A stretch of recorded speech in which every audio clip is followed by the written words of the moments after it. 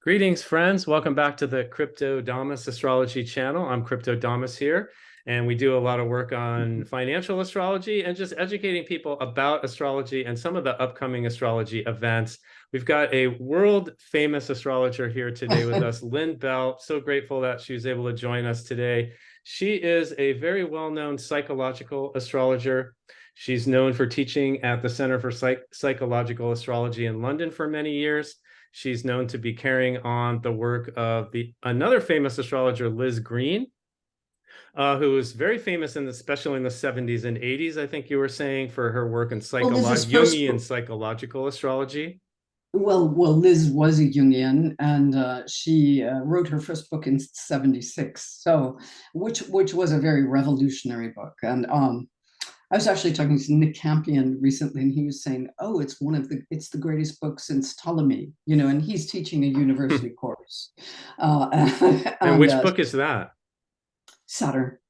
The old was it A New Look at an Old Devil, I think, is that? Yeah, and Yeah. I actually remember reading that book and saying, yes, this is the way I think about astrology, because so many things up until that time, one of the things Nick said is that Liz gave us a new story. She gave us a new way to think about astrology that fit the modern perspective.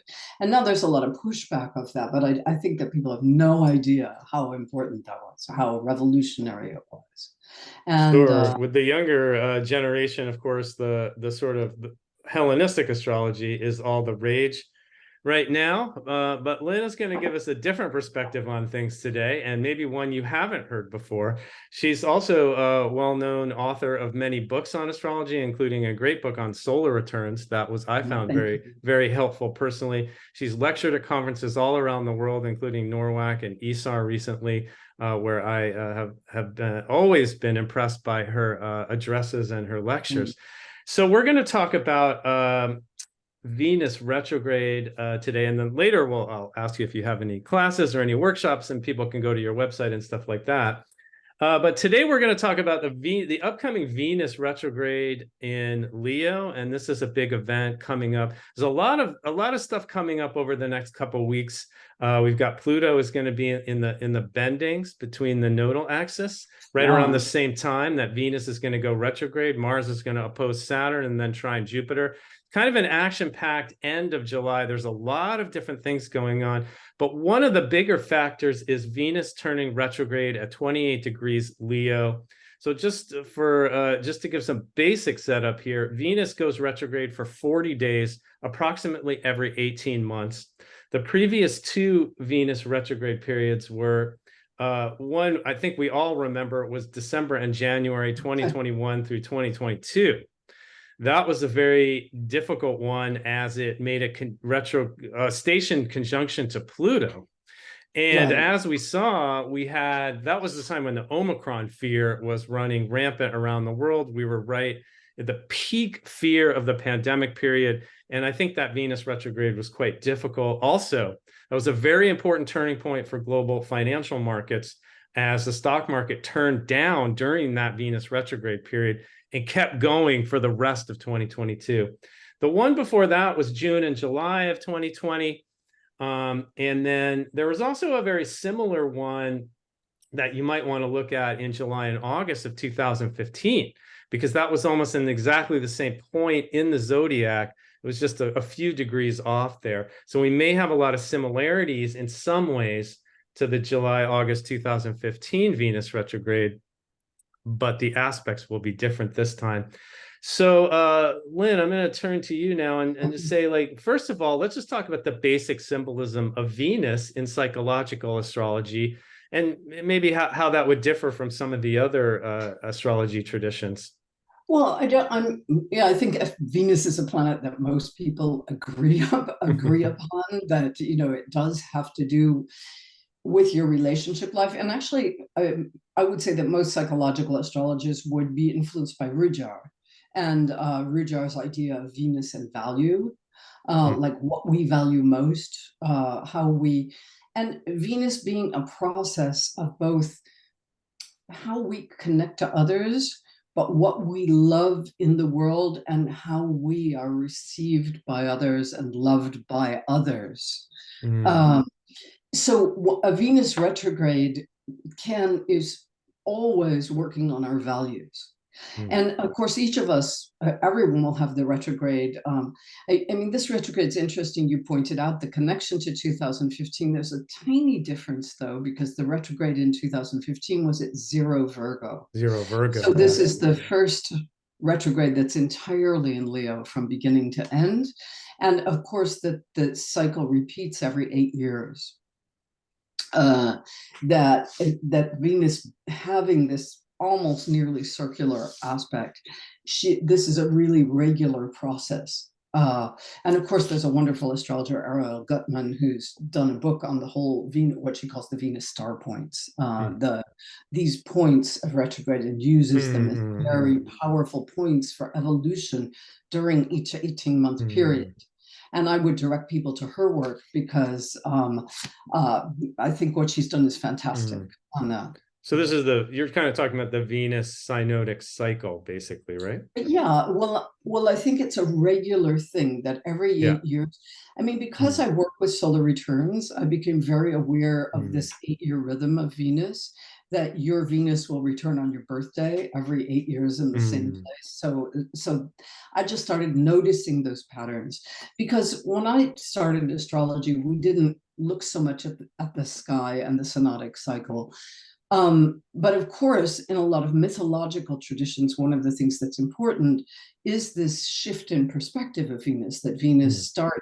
Venus right now is an evening star, and you can't Yeah. ignore Venus in the time when she's um, Yeah. at maximum elongation, you could say, when she's at her brightest, just before, maybe a few months before the retrograde period, we start to see her slowing down.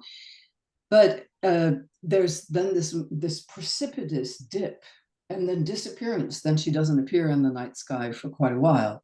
And so there's this notion that some cultures saw Venus as two different planets, of course.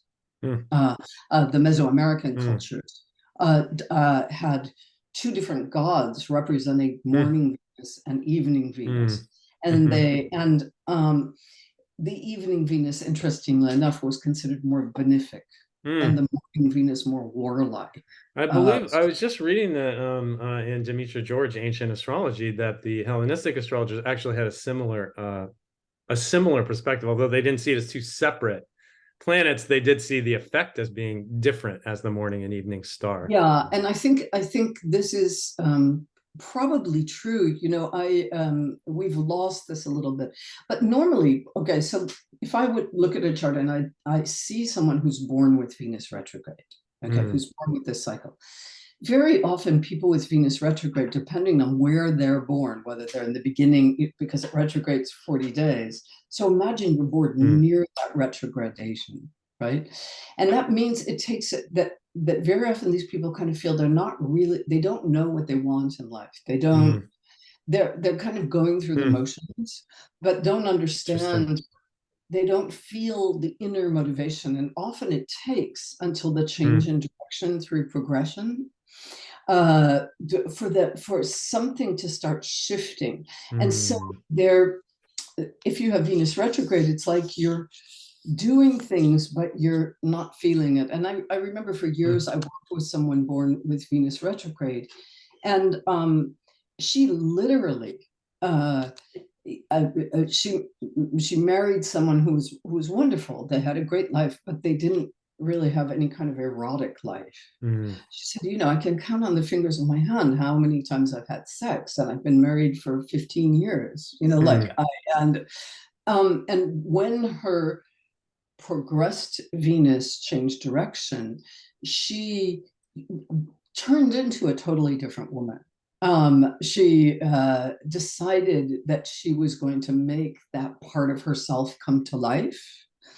I mean, obviously, I'm talking about this in an yeah. individual chart rather than in transit, but she decided that she wanted to know what Venus was. And a lot of Mm, people have seen this as kind of, what is she doing? Is she crazy? So this was mm, someone from a traditional culture, mm, by the way. And so very shocking. went out, experienced things, etc. And then after a few years of that, got divorced. And after a few years of that, she ended up meeting someone who has been her companion ever since. Ended up having a very deep love relationship, which is very different, where she feels very seen and recognized for herself. So if we extrapolate from that, we could say that somebody born with Venus retrograde is almost like looking there. They have to move away, okay, from how they begin before they can find what they really want. And because generally in the retrograde, you're moving towards the morning star position, towards something more daring. Like, so as Venus becomes a morning star, it's moved ahead of the sun. It's moving faster than the sun, and the sun won't catch up for it for a really long time. And so so that it's breaking away from, it's breaking away into new territory, you could say, as a morning star. So I know there are people who are working with the synodic cycle and have named each phase of it. And I find that also very interesting to think about.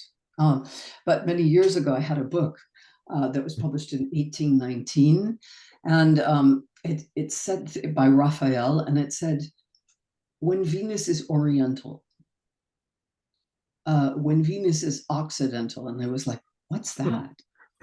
And of course, when Venus is oriental is when Venus is rising before the sun as a morning star. When Venus is occidental, it's western in the setting sky. And so that used to be part of astrological thinking, and it got lost at some point. We stopped looking at the sky. And I think Rudyard was the first 20th century astrology to bring that back in. Like, he called it Venus Luciferus and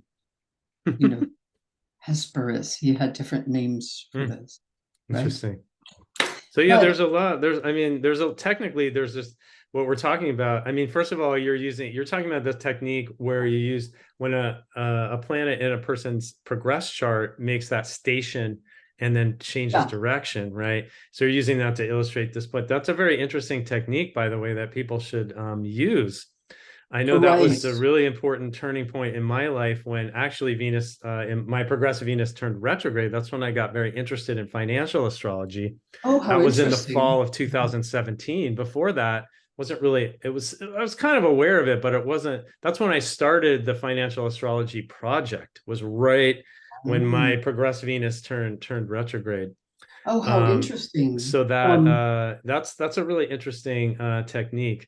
And also we're kind of talking about when Venus goes retrograde. First of all, it goes into what we call combust, or under the beams of the sun, meaning it's obscured by the sun. It becomes invisible. And traditionally in Hellenistic, that's a period where a planet is in a weakened state. So especially when it's retrograde and under the beams, that is considered to be a particularly difficult for the issues of that planet, until it goes cazimi, which is exactly conjunct the sun. And that will happen on August 13th, I think.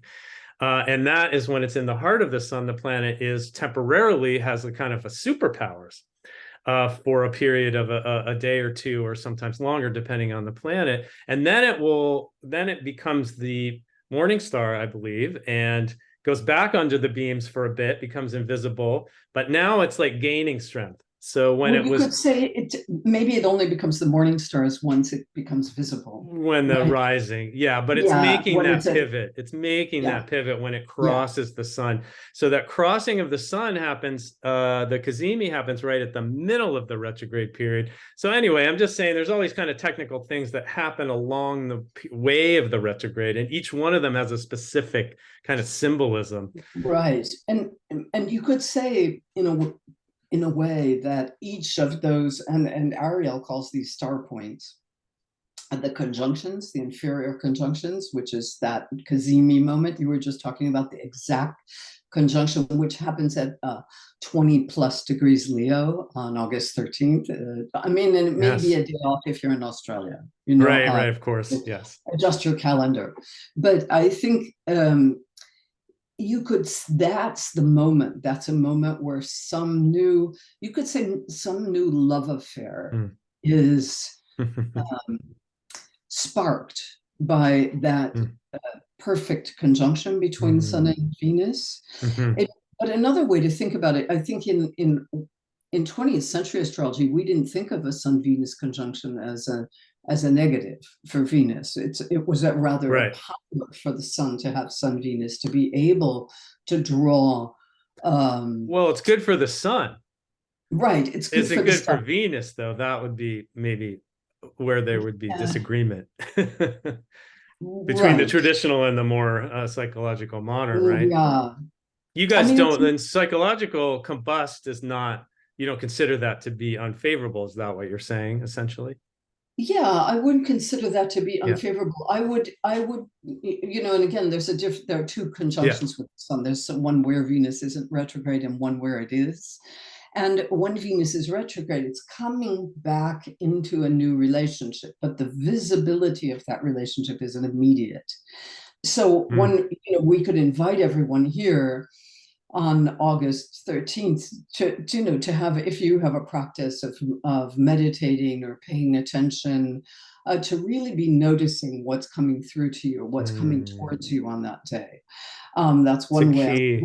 Key pivot. That is a key pivot point. And in the Hellenistic tradition, which I'm not particularly Hellenistic, but I'm trying to learn more about it. But that is, it's a rebirth, I believe, of the Venus principle. Yeah, it's one way to look at it. I doubt that the Hellenistic people wrote that it was a rebirth. They probably just noticed it. But again, I think what Demetra's connecting to are the old ancient goddess stories, the Astarte and the Inanna myths also, because we have a lot of myths of going into the underworld that are connected to this Venus disappearing for 40 days. Yes. Yeah. So let me just ask you one question. Just we're getting kind of technical here, but what is the difference between just for our listeners, what is the difference, would you say, the main difference between Venus direct and Venus retro periods? How should we just kind of look at what happens to Venus when it goes retro that's different from when it's direct? Well, first of all, if you think of it in terms of transits, you're going to have Venus in the same part of the sky for a very long period. I mean, Venus is not going to leave Leo until early October. So it means there's one area in your chart that is going to be concerned by this. And it's like, are you getting what you want?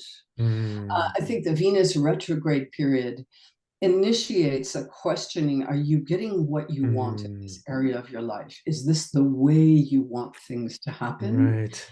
And when it changes, there's a questioning of things. Are you satisfied? Are you dissatisfied? The retrograde often indicates this stepping back, but you're also standing in place. So for some people, if you have a lot of planets in late Leo, you're getting a super long Venus transit.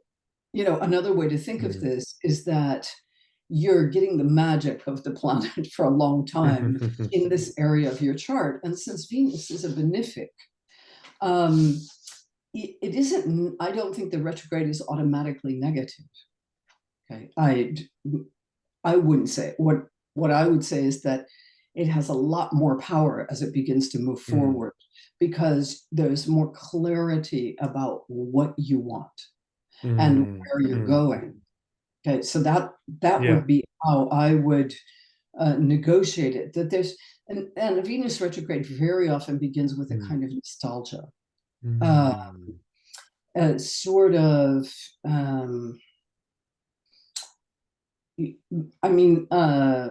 I don't know if any of these retrogrades have activated your chart.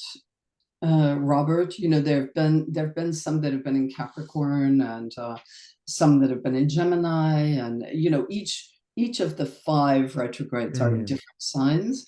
And there have been a yeah. lot that active. I'm a Gemini, so I've Mm, had quite a few that go over my sun. And if I think of mm, I was thinking of the last retrograde in Gemini, which was in 2020, in late May. And that retrograde was extremely sweet, mm, because it was our release first lockdown during the pandemic. mm, When Venus went retrograde, we mm, were all isolated from each other. And the Venus retrograde, I think the day Venus retrograde went retrograde, um, uh, we drove to a wedding in the south of France and had the first gathering mm, that had happened for all those for the very first lockdown.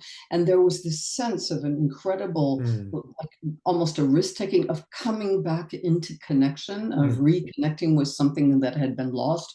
And that was during the mm. retrograde period. And I found That's it, interesting. yeah, I remember feeling how sweet that felt to feel connected to people again on a physical level. Mm, Because here in France we had been very disconnected. So I think Venus retrograde brings us sort of a nostalgia in the mm, beginning. It brings things from earlier times or cycles, not mm. necessarily the last retrograde, but one maybe Sure. several times ago, where you suddenly remember something that really mattered to you. Mm. Well, So thank it you for doesn't, saying that, because I think a lot of us think that, oh, when a planet goes retrograde, it's bad. It's kind of a very simplified version of astrology, and sometimes it is. I mean, the previous one was kind of challenging, but Venus retrograde can be a change, and sometimes that change can be positive, also, is yeah, what the I hear you previous saying. one was really challenging but it was again linked to Pluto. Pluto, yeah, And and I it was don't in know how, Capricorn. It was in Capricorn, which is a serious sign.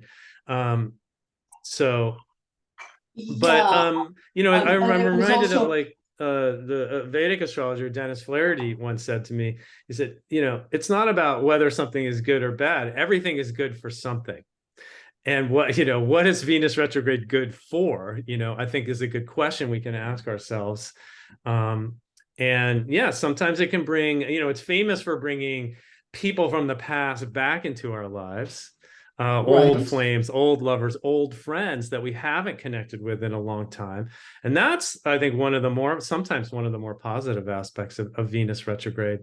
Uh, you I know, love I love that part of Venus retrograde. And the one, talking about the last one in 2021, of course it was followed not long after by the war in Ukraine. mhm, It was, we could say that it didn't bring out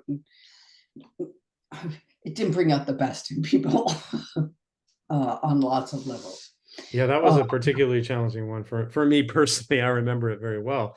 Um, but there is, this can be, we don't want to sugarcoat it either, right? Sometimes there's more of I personally notice that Venus retrograde periods, they have a little bit more edgy.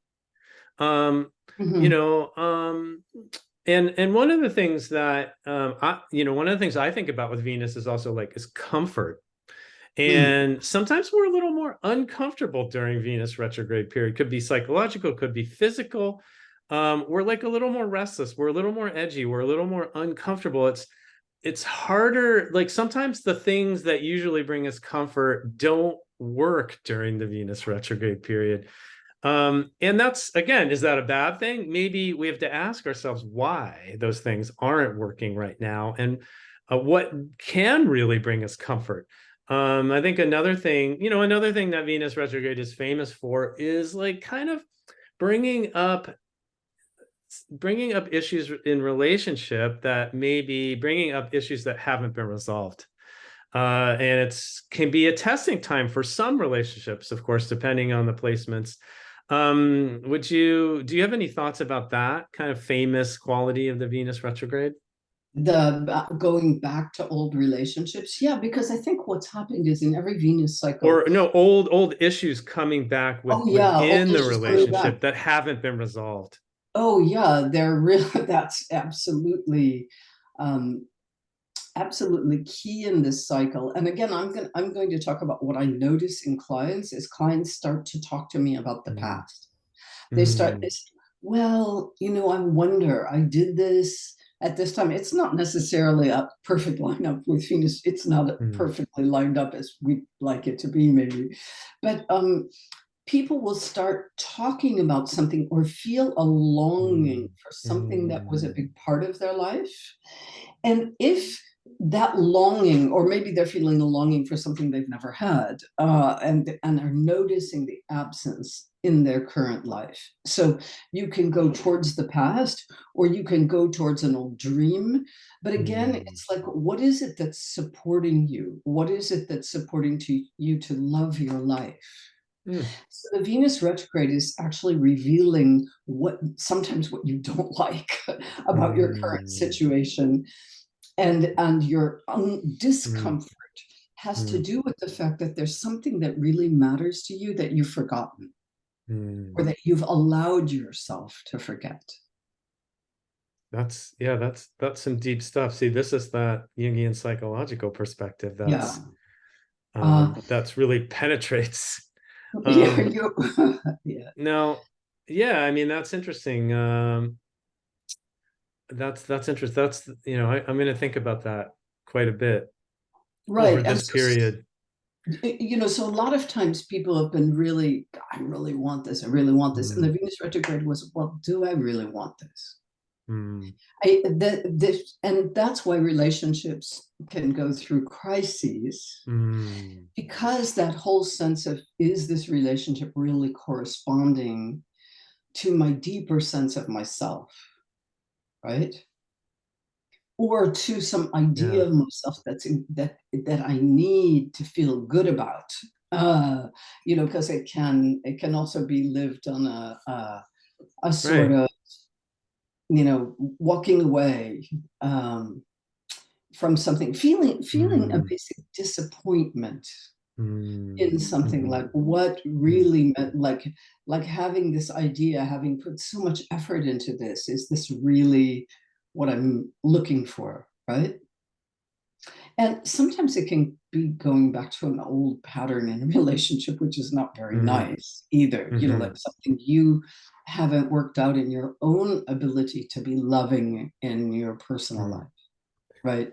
It can highlight difficulty you have, mm, with Yeah. the relationship to love generally. Mm. Yeah, I mean, it it's bringing up stuff, it's revealing. I think it's revealing things, issues again that haven't been resolved so that, we can work things out. We can work and get that sense of resolution, hopefully by the end of the retrograde period, or maybe it Mm. will take longer. But, Mhm. so we think of it because we don't want to do that, right? We don't want to feel bad. We don't want to feel like question all of our value. This is difficult work. So that's, I think that may be one of the reasons why Venus retrograde is considered bad, but it's Right. actually good if you approach it in a constructive way and say, okay, this is a time where I have to confront these issues that I haven't been wanting to confront, perhaps. Um, Sure. and Venus rules the good things in life. Venus rules like all of the Exactly. good things in life, right? So Venus, a lot of different things can come up during this retrograde period. Two things that's kind of famous, like, oh, don't do these during Venus retrograde, is like, no, it's like, don't start a new relationship. That's one you hear a lot from astrologers, right? And the other one is, which I think is actually pretty good common sense, is be careful with your expenses. You may have unexpected expenses that you weren't planning on. So you have to, like, classic Venus retro, you go out, you buy that new Apple laptop you've been wanting to buy, and then you get hit with a big, car expense that you weren't expecting. So you have to be a little bit more careful with expenses. But what do you think about starting a new relationship during a Venus retrograde? Is this like a don't do this, or is this something that you think is more of a superstition? Well, I would certainly, my tendency would be to test, but the experience I've had, I remember that I had a client who, during a Venus retrograde, got a call from her husband had died, and she got a call from an old high school sweetheart.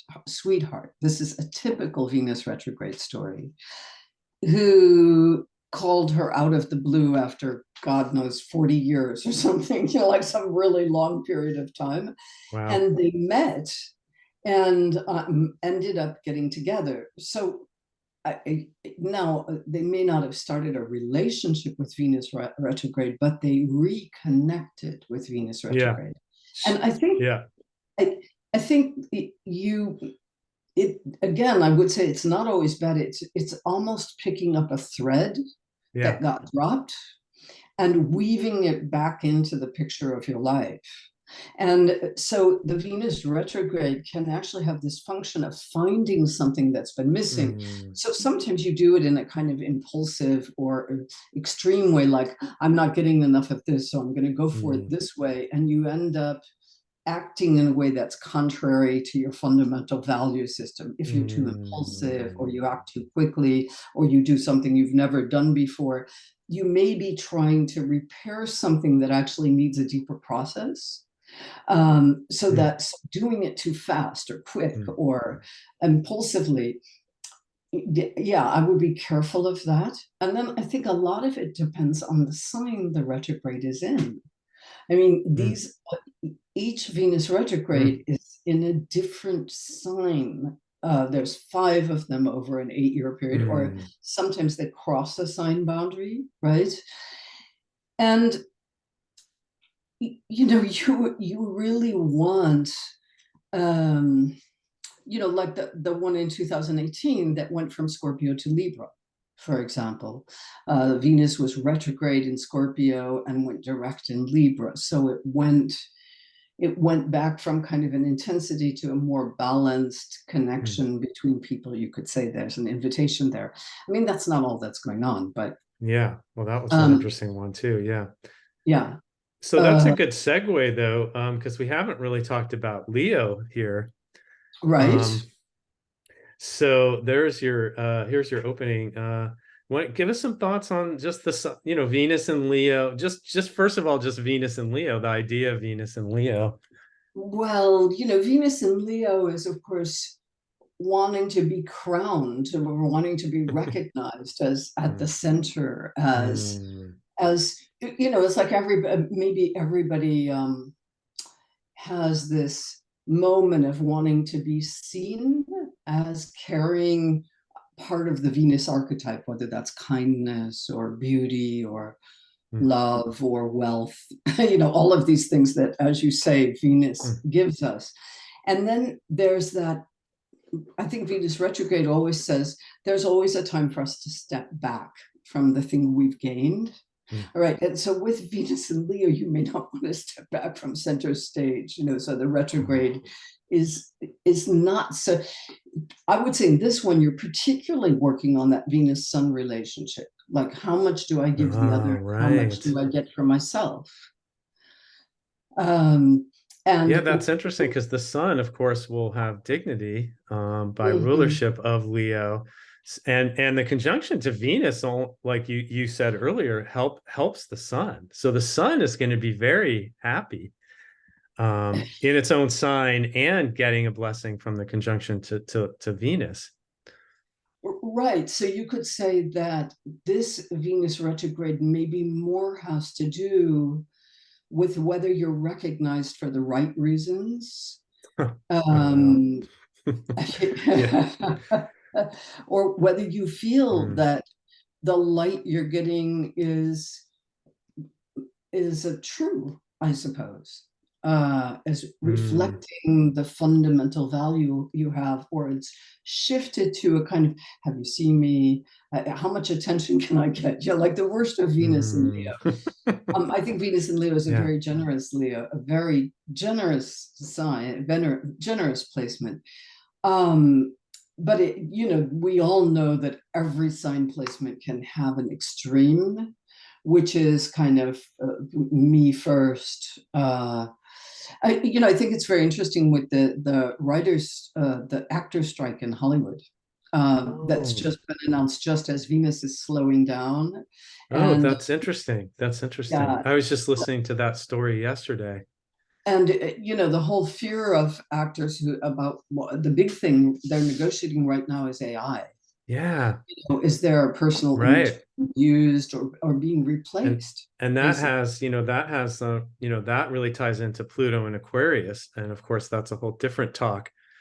But that's interesting. I hadn't made that connection. Yeah, and I also it is interesting. Just a thought I was having is that in the U.S. chart, the Venus retrograde is opposition the Moon. The Moon's at 27 for Aquarius, and the retrograde is opposite. And there's Mm, been a lot of uh, um, kind of an extreme relationship in the United States recently, and so I'm wondering if the mm, retrograde mm, might not uh, be helpful in some ways in calming things down. It could be the opposite, of mm, course. Yeah. mm-hmm, mm-hmm. Yeah. Well, Leo is also, I'm going to just do a little financial market tie in here, but Leo is also a sign of speculation and gambling. And when I think of Leo, Venus and Leo, I'm like, oh, fun. Like Venus and Leo is kind of has a fun-loving, Yeah. bit of a carefree. It's often happens in the summer, right? Because Venus is Mm, always going to be close to the sun. And for me, it's like, sure. oh, that's the real. It's time vacation, and it's summertime, and we can be more relaxed about life, and it's more it has this kind of fun-loving, jovial, joie de vivre Yeah. quality to it, right? And it's Yeah. It has a also, kind of fun in the city, hot town, summer in the city. yeah, Yeah. exactly. And it's also Venus and Leo has been quite good for the markets over the last couple months. I mean, there's been some other important astro factors as well too, but both stocks and cryptocurrencies, the main risk on assets have been basically on fire in Leo and having a party. Mars, of course, was in Leo too. So, this could be so the Venus retrograde on July 22nd, and it's really the whole period going into, I believe, September 3rd. We could see a reverse. This is a key point, and I was just talking to Ray Merriman about this, and he said it's one of the high probability periods for market reversal. So some of that speculation could cool off in the markets over this period. Doesn't mean it will happen right on July 22nd, but sometime during that retrograde period, we could see really some changes in market trends. I don't think it's going to be like a big market wipeout like it was in the end of 2021, because that was Right. the Saturn Uranus square, the last Yeah. There are other exact things one. going on. Yeah, Mm. there were other things going on. We're out of the Saturn Uranus square period that extended all the way into October 2022. So I think that this is going to be a buying opportunity as a bull market is getting underway here. So look for pullbacks across global markets in sometime in August and September, particularly the overlap of Mercury and Venus retro. That will be, I think, around August 21st or 22nd through September 3rd. That can be a particularly challenging period when both Mercury and Venus are going to be retrograde together. Now that one is, it's edgy, right? You've got a headwind, and two planets are retrograde. You're sort of like it's time to like be very cautious, especially with markets. Mm. Um, so I think we've covered a lot of ground here. Yeah, but and yeah, I think I do think people are changing what matters to them, right? They're like Venus and Leo means you're wholehearted, right? But Hmm. the retrograde is indicating like, wait, is this Hmm. working? This Hmm. wholeheartedness. And so there is a notion of doubt, but when Venus goes Hmm. forward, it's still in Yeah. Leo. And so that Yeah. there is this, I would say that this retrograde is asking people, are you wholehearted in your life? Or Hmm. are you divided? I'm feeling that. I'm feeling that. And That is a great question. Yeah. there also is another thing, which is that that Venus, as it goes retrograde, is quincunx Neptune this time, And Pluto. and Pluto. So there's a yod there, Yeah, there and is. that indicates a kind of maybe a much more powerful flip than Mm, we're that could indicate some kind of event. mm, We'll look at what's happening with everybody, like with the heat waves and the floods and the unexpected things going outside of people's control. I yeah. think that Venus retrograde Mm. comes with that Well, sense. Mars in Leo has been just terrible for wildfires. If you go Mm, back over the last decade, it is as hot as it gets, putting the fiery planet in the fire sign. And mm, sure enough, mm. once again, we had those catastrophic wildfires in Canada, especially.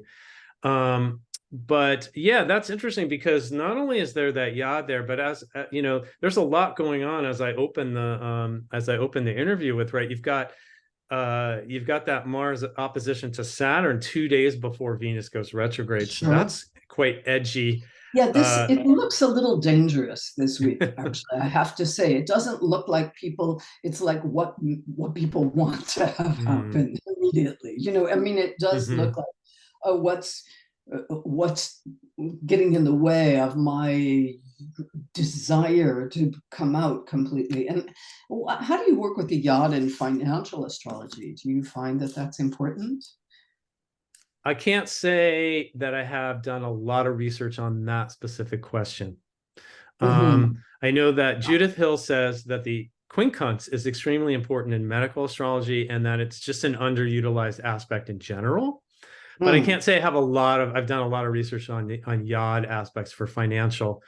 But we know that Venus retrograde is often a trend reversal. And sometimes now in the case of, I believe it was 2000, you might remember 2009 or 2010, I can't remember, but in that case Venus retrograde was actually the end of a 2-year long market decline following the Great Recession, and that was actually the beginning of this kind of 10-year long bull market period. So again, Venus retrograde not always bad, and sometimes No, indicates a reversal to the upside. Sometimes, if your luck has been kind of down and out a little bit, Venus retrograde can actually bring some good fortune your way because it's a change in the energy patterning. But one right. thing I wanted to just throw in there was that I think that, there's this thing again that retrogrades are bad, right? Mercury retrograde, oh, don't do this and don't do that, and watch out for this and don't travel. And Venus retrograde, oh, relationships, oh my God, it's going to be horrible.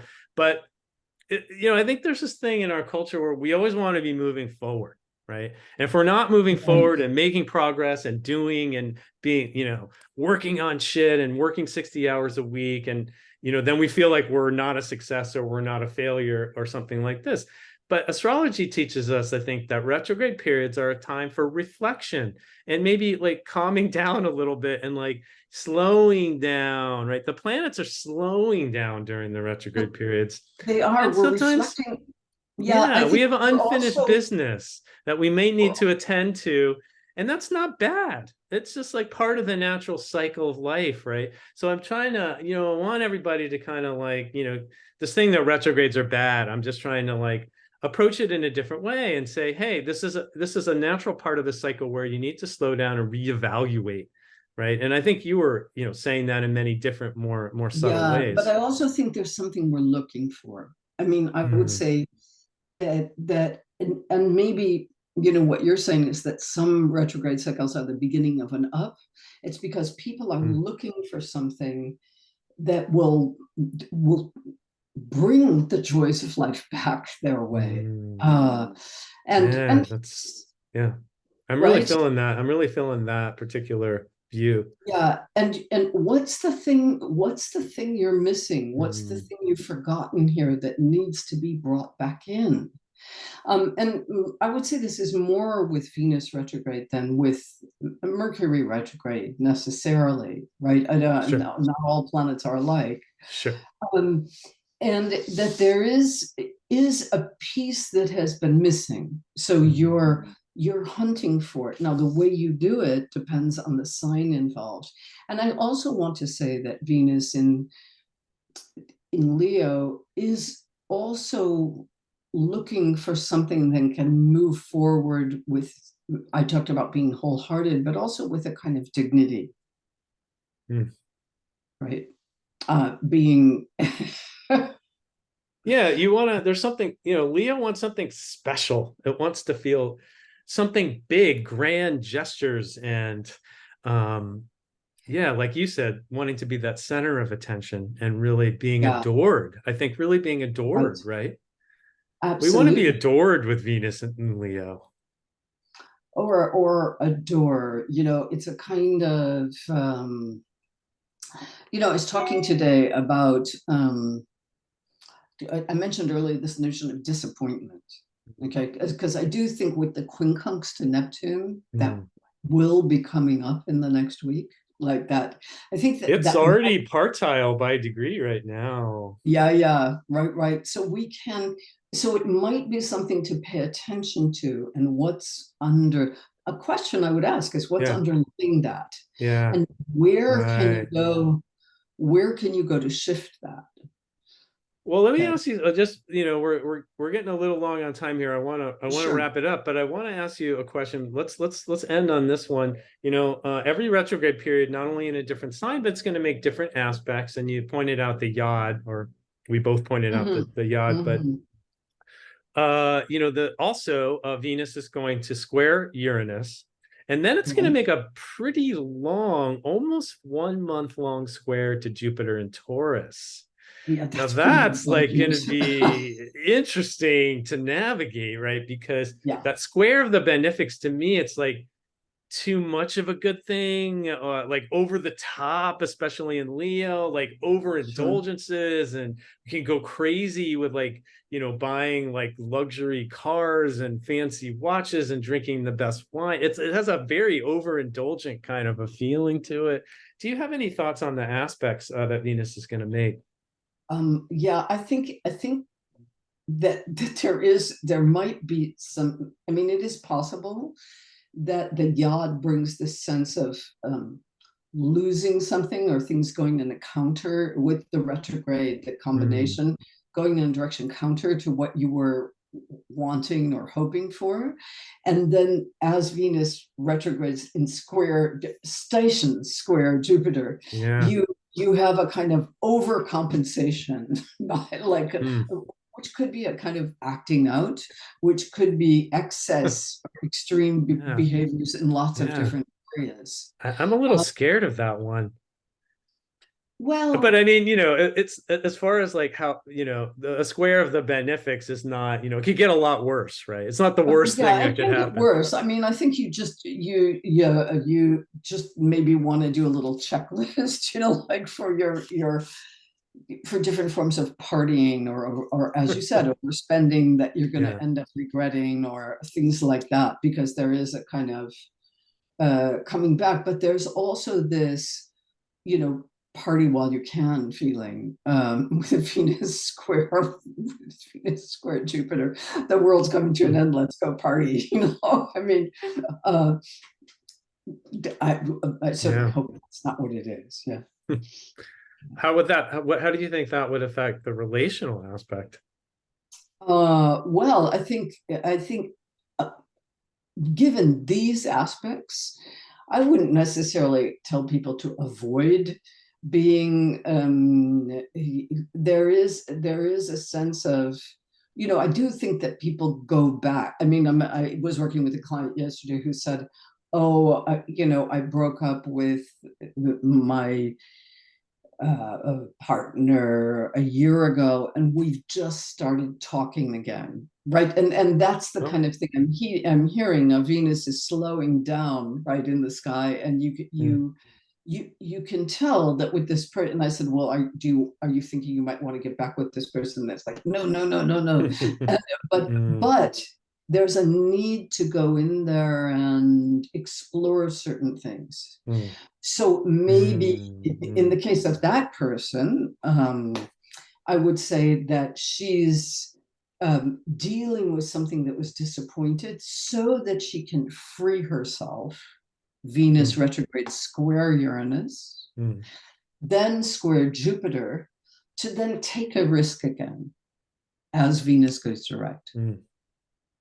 So that's a really positive way I would use that. I Yeah. would go back, I would review. I would say, okay, I want to be free of the past, Mm. and then I Mm. go and Mm. see what really allows me to open up. So I would see that Jupiter Yeah. square, especially for people who have been a little bereft on a Venus level. Mm. I would see this cycle as extremely positive Mm. for repair and healing, and coming back in. Yeah, that's good. It's definitely encouraging us to have fun and Yes, to that's cut right. loose a little Fun. bit, so that's good. I'm a little worried about the hangover that's going to come after that square breaks up. So watch Mhm. out for that. There's going to be that tendency to overdo things. But hey, yeah, like let's enjoy it.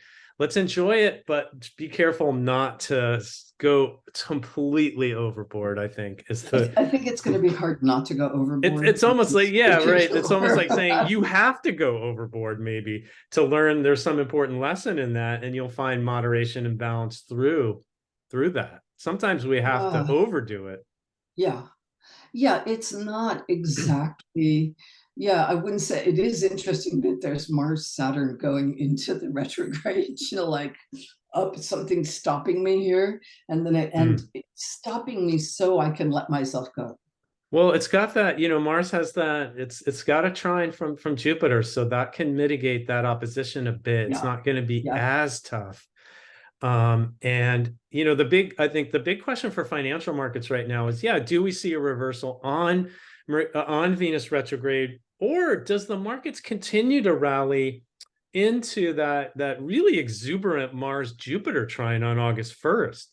That Mm, could be a key kind of local top for markets before there's then a downturn, like around the square to Uranus. The square to Uranus, I can't remember, is it August 9th or 10th or something like this? That would mm. be some unexpected events take place that could affect the markets. So we could look at that. But um, Yeah, it feels like there's behavioral reversals. I There's mean, caution, yeah, the reason I like caution, looking at the wildness. markets, Yeah. sorry, go ahead. No, it just feels there's caution, then wildness, then Right, yeah, right, right, right, right. Hit the right. Then brakes, hit the release. gas, hit the brakes. Yes, that's Floor right. it, floor Yeah. it at the end of August. But the reason I like throwing in the market analysis is because markets are also tell us a story about the psychology of the moment. When markets are rallying, people feel generally good. The collective psychology tends to be better. And when markets are plummeting, that's telling you the collective psyche has a lot of fear and like security and stuff like this. So the market's just another vehicle for looking at astrology and kind of and looking at the collective psyche, I think. So it's maybe not that far off of psychological astrology as some people might No, I think. don't. I don't think so. Yeah, I think you're absolutely right. I mean, the thing is not to be a killjoy, but just as Venus leaves, the first thing that happens as Venus leaves Leo is it opposes Saturn. And so the party is definitely over. Like Venus, Oh, when Venus goes when into it leaves Virgo, Leo. Yeah, yeah. Saturn is retrograding. Saturn will have Mm, retrograded back to 1 degree of yeah, Pisces. that's So it's like a very, very sharp ending to the party. Well, and Venus, yeah, will be debilitated in Virgo and opposing Saturn, so that's a bit rough. But then we'll have that also have the trine to Jupiter as well. Yeah, So we've yeah, got yeah, that balance because that sextile is in effect for quite some time between Saturn and sure. Jupiter, and that was a beautiful. June was just a wonderful month. The energy of June was so, Yeah, it it was was a great. kind of a perfect. That's one of the best aspects in astrology is the soft aspects between Saturn and Jupiter. And so we have that in effect all the way through February. And that's one of the reasons I'm actually bullish on markets, at least into 2024. Although I would say that in October, Saturn's at 1 degree and Jupiter's at 13, so they're not exactly, No, they they're will out get of pretty arm of wide the apart sextile. there. And there's some rough Yeah. aspects in the fall with the eclipses, but that's a whole other issue. But overall, I think we're bullish on markets going into Jupiter Uranus conjunction in April.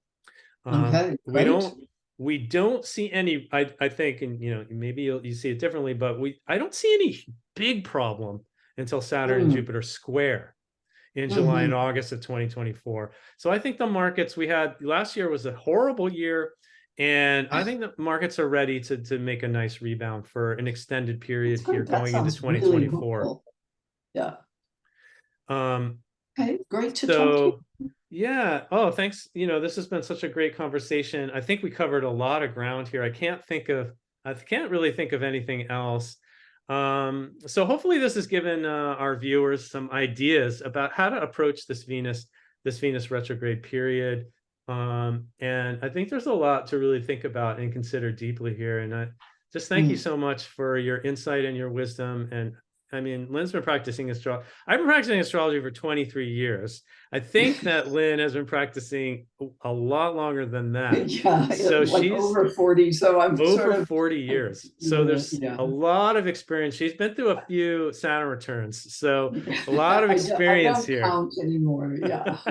A lot of wisdom, a lot of watching those planets. That's how you really learn astrology over time, and I was just learning astrology is measured in decades, not in years. So thank you so much for joining us today and providing us all You're that great welcome. wisdom. And Yeah, hopefully thanks, we'll Paul. have you back again at some point. And check out Lynn. Do you have any workshops that are coming up? Any books that are coming I out? actually have. I just came back from the Omega Institute in upstate New York, where I was with four other colleagues. We did a weekend workshop there. That was great, and I gave a talk in New York, and I'll be in Borrego Springs, California, for a small conference at the end of September. But probably the thing I'm most excited about right now that I'm doing is I'm going to do a series. I wrote a book on family patterns, on family patterns and psychological issues and the ancestors.